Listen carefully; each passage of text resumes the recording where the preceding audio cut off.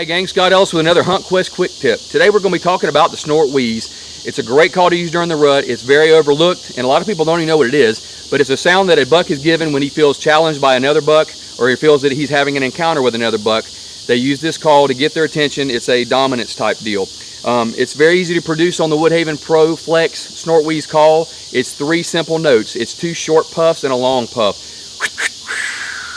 You can literally do it with your hand. But I like to do it on my Woodhaven Pro Flex snort wheeze call. It's louder, it has a lot more inflection, a lot more feeling. We'll demonstrate it.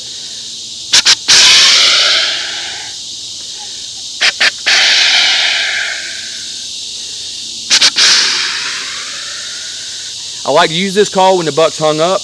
Maybe you've grunted him in part of the way and he's hung up on you. I'll give him the snort wheeze to try to seal the deal. I like to use it if I'm looking at a buck across the field or something or from a long distance and the grunting is not being effective. I like to try to get his attention and turn him around with a snort wheeze. So give this call a try when you're in hunting the rut this fall.